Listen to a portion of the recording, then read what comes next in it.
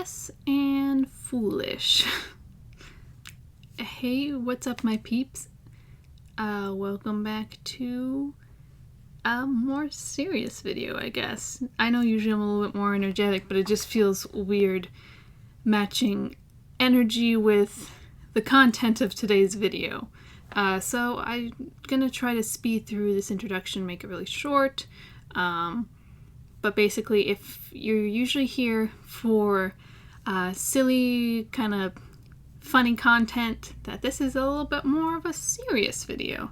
I know usually in the past I've done just more silly content on the internet kind of stuff, but today I thought that it's time to talk about this. So I totally understand if you just want to dip out, and I'll see you again next week with something silly and funny, I promise. Okay, that being set aside, hello to those of you who are new to my channel. Thank you for choosing to watch me, and if you like hearing me talk about certain things, or you want to see me try out other stuff, go ahead and click subscribe. Otherwise, hello to returning people. Okay. I know this intro is a little bit weird, and sorry, but I thought I should answer, or I should preface with me just being a generally oblivious and foolish person in this context. I am by no means a drama channel, or I suppose I can be a commentary channel, because I did the whole stock photos thing and Hamilton, so I guess I review things on occasion. I mainly just do whatever is on the internet that comes up in my feed most often. And if you have been anywhere on the internet in the past summer, all summer, you've probably noticed a lot of things going on with the Dawson channel. And I just wanted to preface by, if you're looking for more of an informational or drama video on some of the things that he's done and encountered, this is probably not the best place for that, but I can recommend you to some place that's really good. So majority of facts that I'll be going over through my own personal lens, I have received through multiple videos, but a majority of which I got from a YouTuber called D'Angelo, and his video is really good, and I recommend watching it. Just look up D'Angelo and Dawson, and it should pop up really easy. But just to preface, if you want to get all the facts and information before coming back here and listening to just my opinion on things, then go ahead and stop by there, because that's where I've gotten a majority of my facts about things. So I have seen a lot of YouTuber videos about this issue in particular, and I just wanted to talk about it from the stance of somebody that's been a longtime fan of Dawson. I know from what I've seen, a majority of YouTubers that I've seen, they may or may not have been fans. It's unclear. I'm not sure. I'm just thought that this would be an interesting video to do, because I've seen a lot of YouTubers and drama channels speaking on the subject in a more informational way, and I thought that it might be interesting to get the viewers' take as a semi-normal human being and recent YouTuber. I guess I could call myself. I'm not technically a YouTuber. Well, I mean, I make YouTube videos now, but I'm relatively new, and it's not like I'm monetized yet. So I consider myself more in the normal viewer category than in the YouTuber category. So I thought I would just talk about some of the differences in ways that YouTubers are kind of viewed on the platform from a normal fan base, and then how this whole incident occurred, and how I've personally gone from being a longtime fan of his to now unsubscribing and being kind of in this weird state about it, because It may not seem like a big deal to unsubscribe from someone, but just from like a psychological point of view, I want to present that if you get attached to a person, whether it be digital or in person, if you spend a lot of time with that person, regardless of the platform that you've been on, it kind of sucks and hurts to just leave them behind when something bad happens. So whether or not I knew this person in real life, which I did not, I'd never gone to a meet and greet or ever seen or witnessed him in real life. I've never talked to him in person. I'm going from this I'm going at this from a point of view of I've been a viewer and this is what I've witnessed, and now witnessing some of the troubling and problematic things that he's done, I've noticed that I need to move away from that and put my energy more towards content creators that I can support without feeling bad about. But nonetheless, I'd like to make that a point that it can still feel bad to unsubscribe from someone that you've been a long time fan of, regardless of if it's just like a silly like little button on a digital platform. It's somebody that I'd spent a lot of time with and that I'd watched a lot of videos while going through a lot of things personally. And regardless of whether or not those videos had helped me through certain things, what he's done now and what he's done in the past is very troublesome and something that I don't personally think should be endorsed on the platform. So, long, unstructured intro, I guess, aside, basically I wanted to say what it might be like for a viewer to go through this whole incident and what some of the problems could be and why he has still continuously, although he has lost a lot of views from deleted videos and subscribers from the whole incident happening, he still continues to have a huge fan base and data and subscriber set that I could never imagine possibly me having. So for someone to do all of these things and still continue to have that, I want to go through reasons why that might be, why so many people haven't unsubscribed, and why so many people maybe, I want to say like don't even know. Because, yeah, I just wanted to go through from like a psychological perspective, but I should put a disclaimer out first of all. I am a psychology major. I don't have an official degree yet. Obviously, I graduate in May. So that does not make me, just because I'm studying in the field, does not immediately make me an expert in the area, nor do I necessarily have all the answers for things, or I could be wrong, is basically what I'm saying. I'm mainly speculating I'm making an educated speculation, basically, on some of the contributing factors for this incident and what it's like for a normal person to be a subscriber of this person and have all this stuff happen and what that might make people feel. So I just wanted to go through all that. I just worry about people who are oblivious like me and thought that maybe I'd put my little 2 cents in the ring, my little YouTuber 13 subscriber 2 cents into this mess that's going on. That's the only way to really describe it, is a mess. Okay, I'm rambling.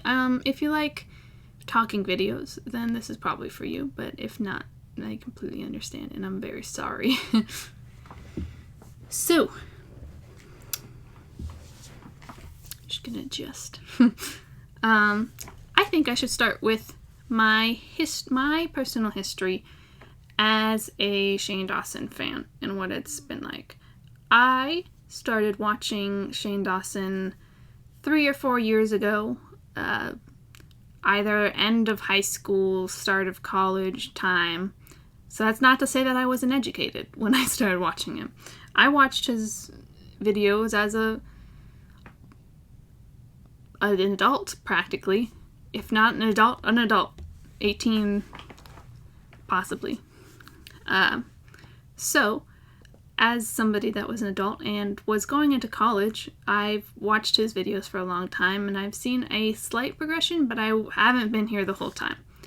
I was a big fan to the extent that I watched a majority of his videos during the time that I started watching him, but I am not somebody that's huge on social media anyways, so it's not like I followed him on Twitter or anything like that. I didn't interact or stand up for him, considering I've never met him in real life, and I can't imagine standing up for somebody on the internet who I've never met. But again, that's a normal thing. Like I prefaced with, people get attachments regardless of the medium in which the attachment is formed, regardless an attachment is formed. And when there's an attachment to a person, sometimes it can get a little bit overboard, and sometimes it can cross the line, as in this case. So, if you don't know, at this time, Shane Dawson is involved in I almost said multiversy, like multiple controversies, include things about the whole James Charles incident, problems with children, which I am somebody that specializes in, well, not specializes, but I've taken a lot of coursework and hope to work with kids in the future, so seeing some of his behavior with children is very troublesome for me in particular, but is something that I didn't notice at the time when I was watching his videos. I know a lot of YouTubers have spoken on this about, oh, there were so many signs and there were so many factors keying into this that nobody really noticed, and Shane Dawson really played everyone into making everyone think that he was a good person just by saying that he was a good person in the majority of his videos. And I'll admit that partially I fell for that, but as a normal viewer, as somebody that's gone from being a normal viewer to starting a YouTube channel, I feel like there's a big divide between being a normal viewer and having a YouTube channel. Just from personal experience, I've noticed ever since I've started making videos that whenever I watch a video, now I'm kind of like mentally taking notes, like, oh, so this is the kind of like cuts they do, this is the kind of like editing they do, these are some of the ways that they do their videos better than mine, and this is ways that I can improve, because I'm always trying to improve my videos since I'm relatively new on the channel. And I feel like regardless of your size on YouTube, that's probably something that's going through your head while you're watching YouTube videos, or perhaps even content in general. It's the same reason why after I've taken a screenwriting class, I've started looking more deeply at some of the screenplays of certain movies that I've liked, and I'm like, oh, wow, this has a lot of plot holes and a lot of problems and that I didn't notice as someone that was a normal viewer. So in that same extent, I'd like to say that there is a difference between a normal viewer and a person who has a YouTube channel, regardless of the size or content they produce on there. You're still making something that somebody else is making and subconsciously noting some of the factors along those lines. So, I've watched a lot of videos of people like, well, his content sucked anyways, his editing was terrible, and I honestly didn't even notice when I was watching it. I thought it was the best thing I'd ever seen. I was like, this is like a professional documentary. That's how good I thought it was. And now, coming out and looking back on things, I could see, oh, I was a bit foolish in just assuming right off the bat that this was super amazing content just because I had a personal connection with the YouTuber practically, which says a lot about connections you have with people online. That is to say that when you make a connection with somebody online, it is easy to start overlooking some of the problems with them. In the same way that, I know this is a bit of a reach to say, and I am not saying in any way that it is this bad in a way, but when I think of the way that YouTubers connect to their audience and the way that if problems occur, how that could be troublesome for the audience member and their decision-making capabilities, I think of abusive relationships. I think of abusive and manipulative relationships. While that may be a bit of an exaggeration to compare these two things, I just think of them that way. Just naturally is the way that my brain works. So you can let me know if that's reaching too far, but that's the way that I've seen it. Is it's been manipulative and abusive, because psychological and emotional abuse is still abuse. So, while is to say you did not directly single out your viewership when you're making a video, you still have a responsibility to them to ensure their psychological well-being and emotional safety. In the same way that there are trigger warnings and like seizure warnings and things like that that you have to put on your content when you're talking about sensitive topics. This is also why, if you're involved in sensitive topics, that it can be very troublesome for a viewer to get connected to you and then witness problems happening right in front of them. So I think that that's part of the reason why I personally didn't notice these things. Also combined with the fact that I, again, not a huge social media person. I never looked at the Twitter, I only recently got an Instagram and a Snapchat, like 1-2 years ago, so I'm not an expert on those things. I just don't have the attention span to keep up with one person that much, but I know that a lot of viewers do, and that's why a lot of YouTubers, social media are weighted. There's just so many followers for people that are on YouTube because you get connected and you want to follow them everywhere. I am just not that way, but I know that a lot of people are. Yes, this is a lot of talking for me in one day. I know I talk a lot in my videos, but this is just me trying to work out my social issues and hoping that this helps me speak in front of people in the same way that I'm able to speak in front of a camera. Like D'Angelo brought up in his video, he talked about personas, and part of Shane Dawson's big persona was being a nice guy. Just in general, a really nice guy. And I completely bought into that. I will admit I was there during the cat controversy, I guess you could say, where they basically said that, well, he basically said, and there's a lot of other video evidence about him doing certain things to animals that are really inappropriate. And honestly, when I was there when that whole thing happened. I wasn't like in the room or anything that way. That sounds that way, doesn't it? But I was a part of his viewership during this time, and I was actively watching his videos, again, like weekly basis. So when he came out with like the formal, like, oh, this is the whole cat thing, and like either he brought it up on like a side comment or there was like a whole video on it. I can't recall. Regardless, I saw him bring it up and I was like, oh, he said that he didn't do that, so I'm just gonna believe him.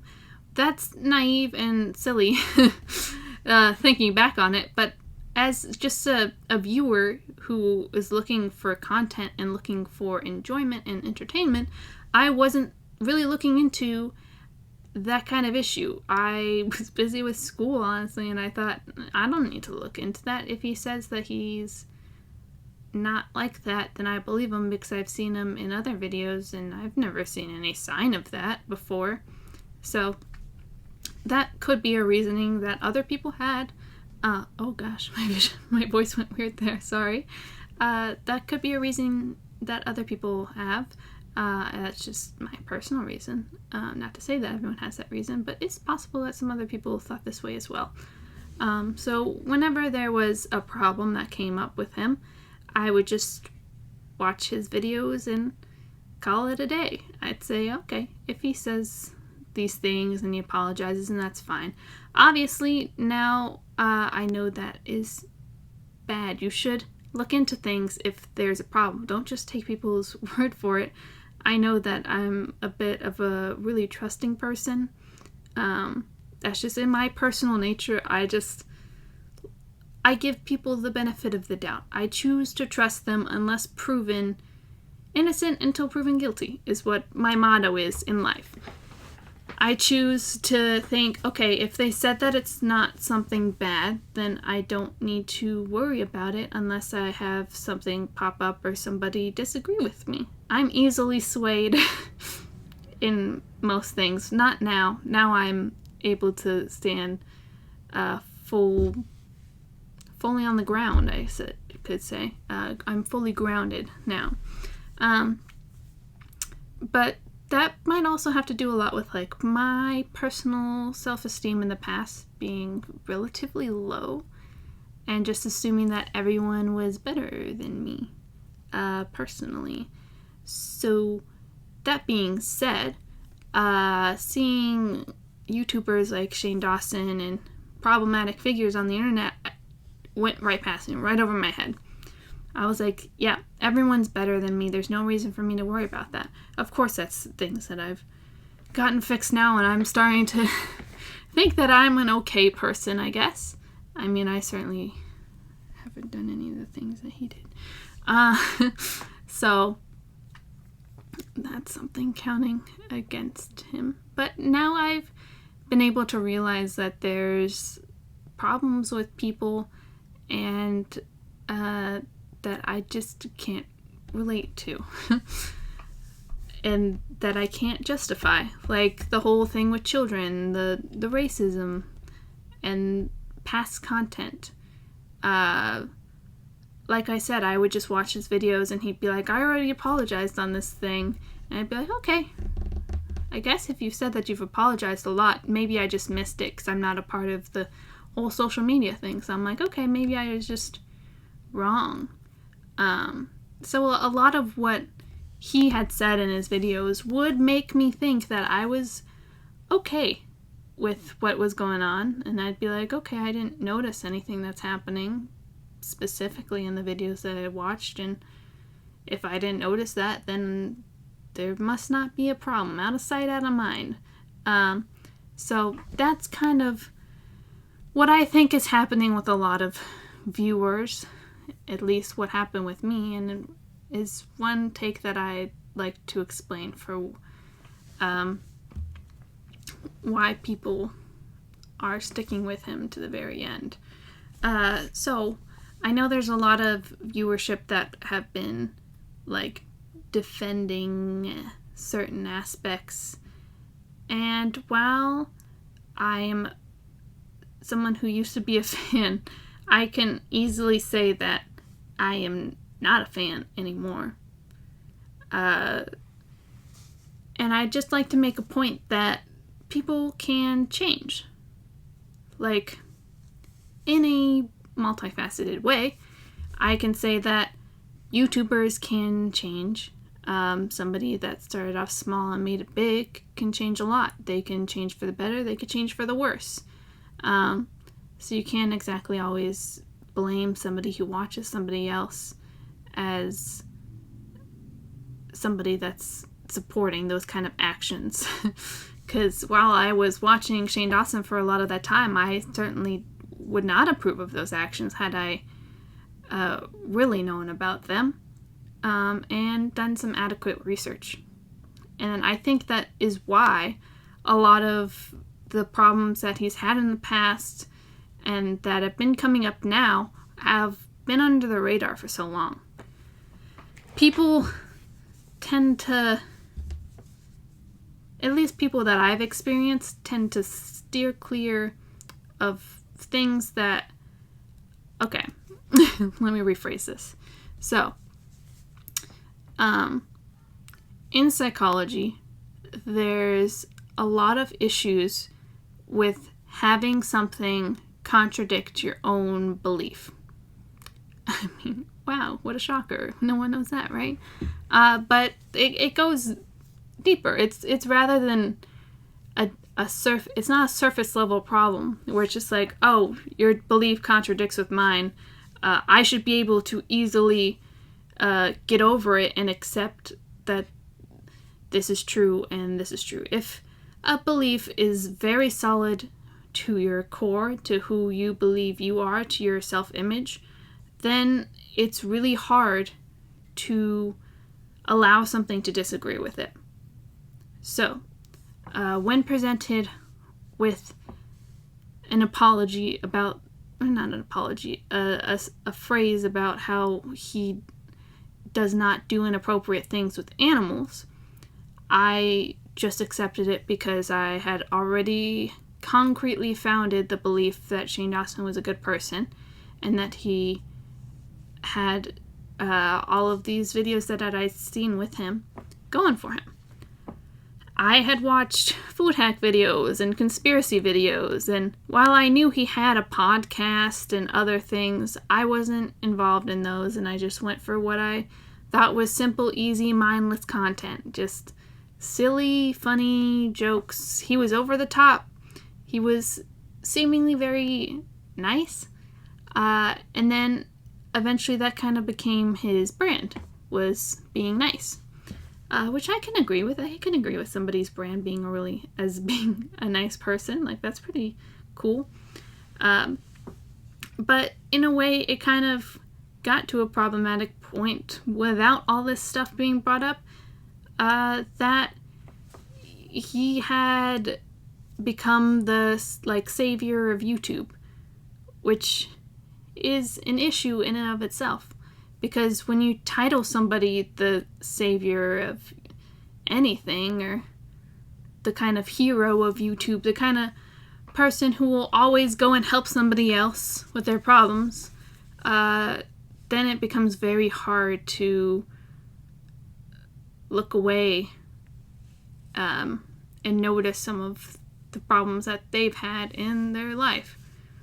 So while in a lot of videos he had mentioned, hey, I've had some problems in my life and I'm going past them, I was willing to accept, yeah, you've gone past whatever problems you've had. I don't know what problems you had, but if you said that you had problems and you did a generalized statement, then I was okay with that.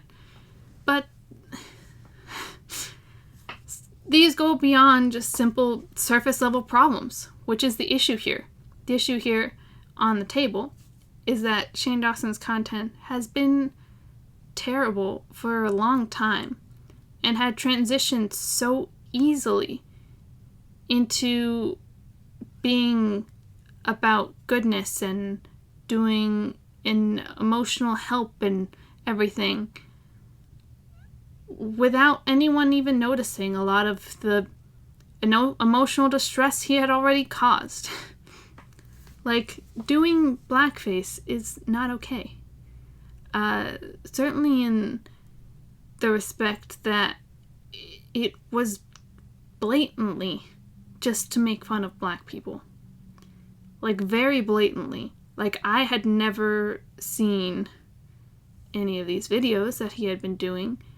And then once I've seen some of all of these videos and the things that I'm mentioning are all mentioned in D'Angelo's video, and he shows them mostly in full length.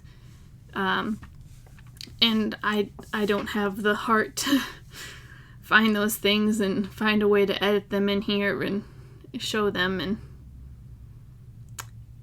I worry about it. So if you would like more detailed information rather than a more complicated, just, I guess this is a rant style video today, then go ahead and search there. But yeah, I had watched for a long time and I had never seen things like this before. And it currently astounds me that somebody was able to build their foundation off of that and then never get rid of it. Like, the troubling part is that a lot of these videos were up for such a long time.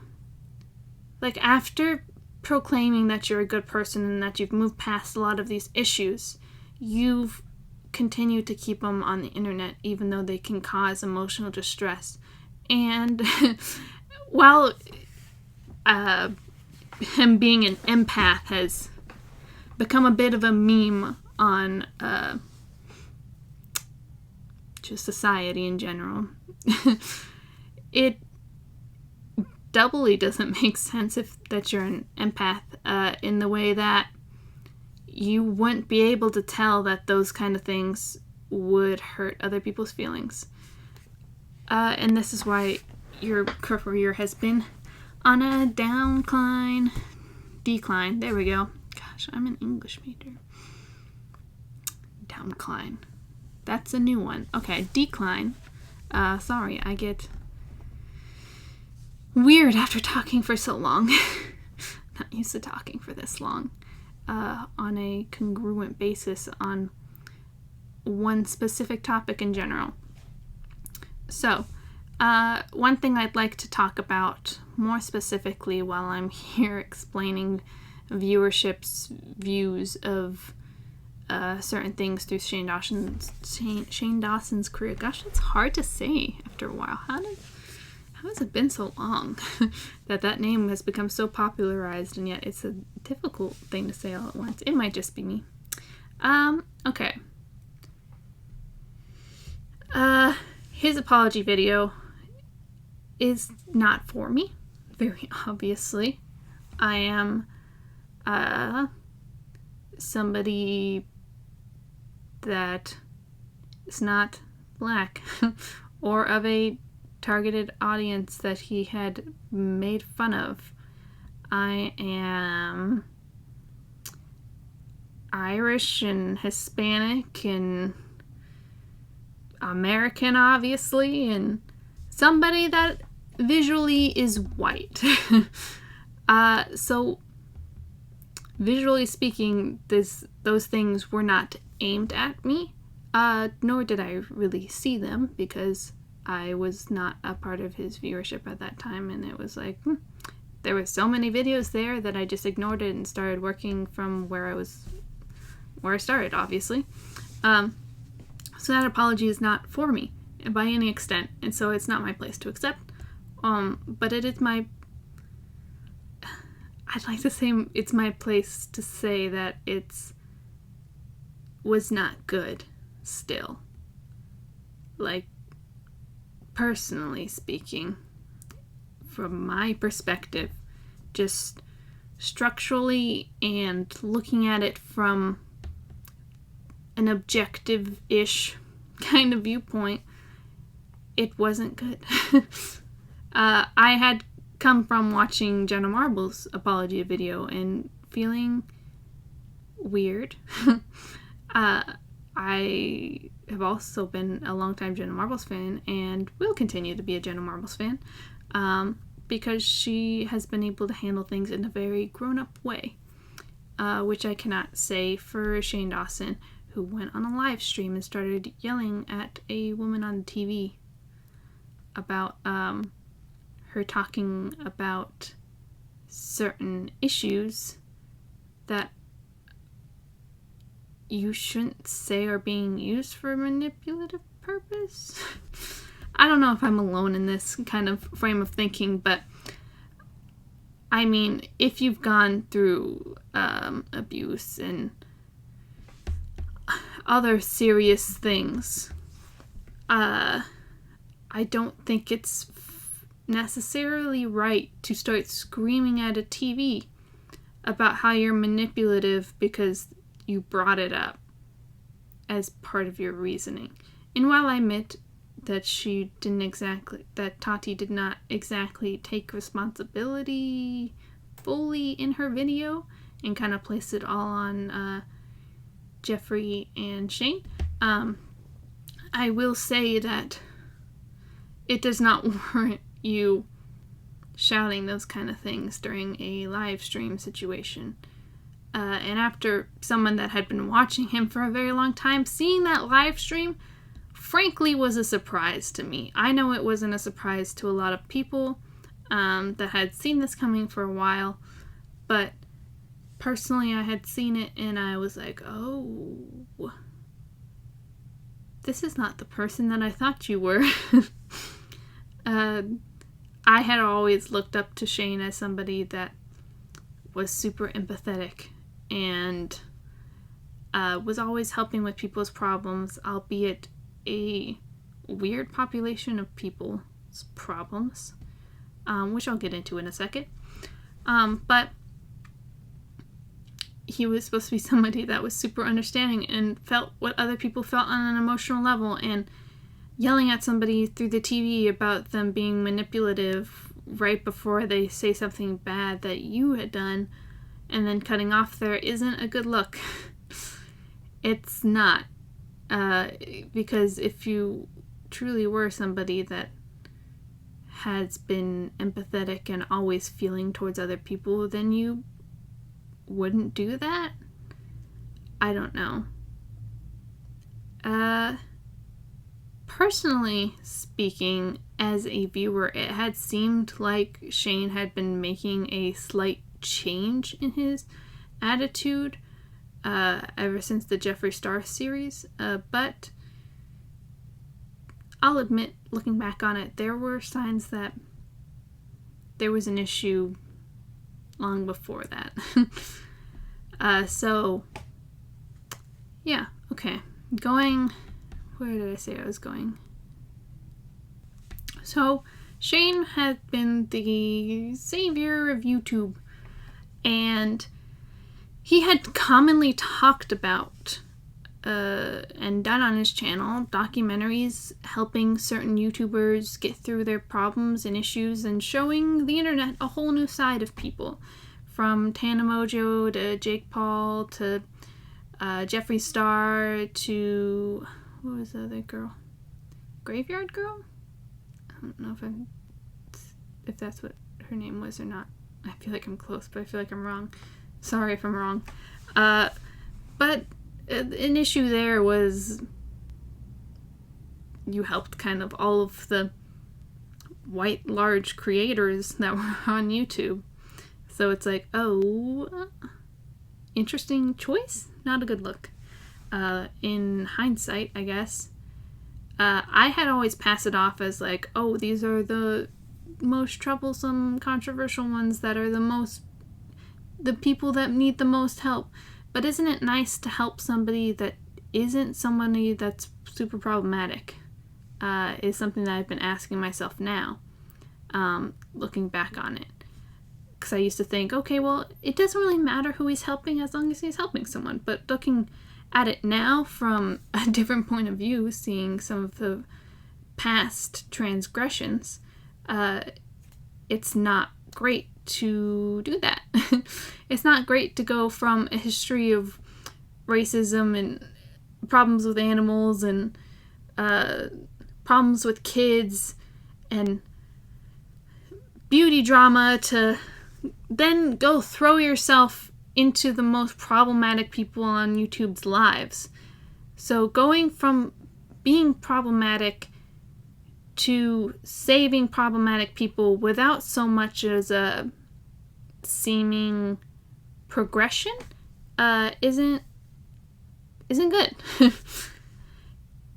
I'd say it might be good if you had those problems in the past and you had the progression and then you started to help those people, which is what it was seemingly at first. Now it seems like he was just literally helping the most problematic people on YouTube just 'cause. I still can't really explain his thought process in this and not being able to visualize some of the problems. I had no idea about a lot of his past. I hadn't seen it. I had ignored it, frankly, which is a problem that I am now aware of, obviously, because, again, speaking out against what it might be like to be a viewer going through this kind of thing. And it's troublesome. It's troublesome to see a lot of these things and then think that the person that you have been watching has been kind of lying to you because they had never brought up these problems in a professional and adult manner. he had never truly owned up to the problem. Even in his apology video, he passed it off with excuses. Well, I should say that is your background is important in a conversation about your problems, of course, and reasons why you might have had those problems. But it's also important not to say that person is somebody that I don't look at. That's like me looking at myself as a baby and being like, oh, that person is gross. They used to pee in a diaper. That's gross. I don't identify with that person anymore. It's important to say, yeah, it's gross to pee in a diaper now, but you've gone past that, and now you can do adult things like use the restroom. And it's okay to say that you were a baby at one point who didn't know anything. It's okay to say that that is still you. While that person is very different than you and is maybe doing gross things, it's still important to say that that is still you. You doing something super embarrassing as a child is still you, even if you've changed. It doesn't make it better to say that you've changed, but also that person isn't you anymore. Because a part of that person will always be with you. Because that's where you come from. So, while that is a strange example and thing to compare it to, I think that it's an appropriate example to compare it to. Because it strangely is a great metaphor. I don't know how it's possible that that's fits so well, but it does. Anyways, yeah, it's important to own up to your mistakes and to say that person was me and I am making changes or have been making changes in this way, this way, this way. I could say when I was a baby, I used to pee in a diaper, and I have gone through potty training, and I have gone through preschool and kindergarten and all my other schooling years so that I could, preschool and kindergarten, so that I could just naturally use the restroom to an appropriate degree. That's the same. It's not exactly the same, but it is very similar to saying that person is somebody that's done gross things that I did not like, that I do not like now. I do not like that I did that. But I've been doing these things to move forward, and that's why now I can say that I've been able to move past that phase. So that's just a little bit of a distinction I'd like to make. But again, contradicting biases is hard, especially when the bias is about yourself.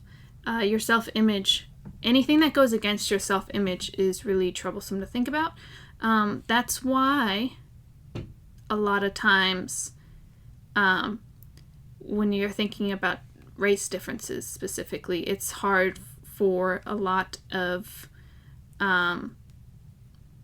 like white people to understand that there are privileges, and that's why it's harder to identify some of the privileges in your life. It's not only because sometimes they're invisible to you, as it was phrased in my class, it's like an invisible backpack full of things like, oh, here's a get out of jail free card, here's a extra money and a passport kind of thing. You carry a lot of things with you whether or not you see it or not. And it's hard to identify some of the privileges you have and some of the problems you have, in the same way that it's hard to shake your self-image. Or a lot of people will be like, no, I'd rather not identify some of the disconnect between like women wages and people of color in the workforce and some of the problems there, is because it's a little bit difficult to do. But it's still not an excuse not to do it. It's difficult to do, but it's still something that is necessary and important to do. identifying your privileges and some of the different things that you carry with you are really important to do, as is owning up to it. Just owning up to things is the best message for this video. Own up to some of the things that you've said and some of the things that you've done. That's what's really, really important. And then showing that you're willing to change. Again, change is really important. You're allowed to change. You're allowed to say, I used to like this person because I didn't notice some of these things, or just because I had problems in the past is a good explanation. Me personally, I just didn't notice these things and I just went over my head and I feel silly about it still. But for other people, it might be that they noticed those things and just chose not to look at them. In my case with the cat thing, I just chose not to look at it because I took his word for it. I took his word that, yeah, that's something no one should do. It was just such an extreme thing that I thought there's no way that he talked about that in that kind of way, and yet he did in multiple occasions. And so it's okay to change your opinion about somebody. It's okay to know that you gotta move away from them now. It's okay to say, I'm going to change. That's okay too. It's okay to say that I have done bad things, but I am going to change. I am progressing still. I'm not just looking at this and then being like, I really wish I hadn't done those things, but I'll just sit here and say that I'm fixed, that I'm all better, that's not a problem anymore. It's much better to say, yeah, I made those problems, and I'm still working towards fixing them. Because sometimes even, especially when concerned with problems of those magnitude that he has projected through YouTube, that change is gonna take a while and is gonna be something that's always happening. Because when you go from really blatantly showing a disrespect towards certain people, whether it be in his film or towards people of a certain race or towards his own viewership, it is important to say, I've been disrespectful. If disrespectful is even the way to properly characterize that. And to say that I am changing. I have always been changing. And I will continue to change towards the better, rather than saying I'm changed, because change is not a process that is strictly I'm done with it, or else what is life? What is life if you are done changing? If you're staying stagnant and everything's staying the same, life is pretty meaningless. Change is something that's normal for everyone, regardless of if you've done something as horrible as what he's done, or you've just done other things that you're not proud of or that you're trying to work towards being better. Like, I'm changing throughout college. I've gone from ignoring signs of problematic behavior to now thinking on my own and being able to recognize those problems and being able to speak to others about problems that I'm seeing, which is me now in this case. Me talking about problems that I'm seeing. And talking about it from my own perspective and my own feelings on the matter. So when something gets out of whack with your biases, then it can affect you deeply and it's troublesome, which is the case for a lot of what I believe the Shane Dawson fandom, is that now a lot of them are going through this phase of, how can I support somebody that I've seen does this, and this, and how can I allow that image of that person to agree with my own self-image, if that makes sense. So yeah, sorry for a bit of a different video, a bit of a more serious rant style video. I do like to try a little bit of everything, but this is just something that's populated my feed for so long that I felt like I call myself Ireland Tries the Internet, and I do things that I see on the internet, and this is something that cannot ignore that I have seen on the internet for so long, and I just didn't know what I could add to the conversation. But now I think that just adding a normal viewer kind of opinion on the matter is slightly important. So whether or not you made it all the way to the end, this is probably pretty long, sorry, or you bailed, in which case you're not hearing this now. But thank you. Thank you for listening to me talk. I'm sorry if I make no sense. I'm sorry if this is unstructured. I'm always working to be better. I'm always changing. And let me know your opinions on this whole controversy and this whole problematic behavior down below. If I missed something and you think that maybe something I said was incorrect or something I said is wrong. Again, I'm no expert on anything, so I make mistakes, obviously, so I'm completely fine with you pointing me out and saying that this was a wrong kind of idea to have, or to say, like, oh, you really are silly and foolish. Like, that's okay. I'm willing to accept those things, because I'm willing to change. Yeah. Count how many times I've said change in the course of this whole video. So, yeah, that's just something I wanted to talk about, and that I thought could be interesting, and that maybe people wanted to listen to me talk about. Yeah, I'll see you next week with a much happier, upbeat video to kind of help drown out a lot of the troubles of daily life. I've been Ireland, and I'm signing off. This is not my usual closing, but this is today's closing. I've been your YouTuber, and I will see you next week. Bye.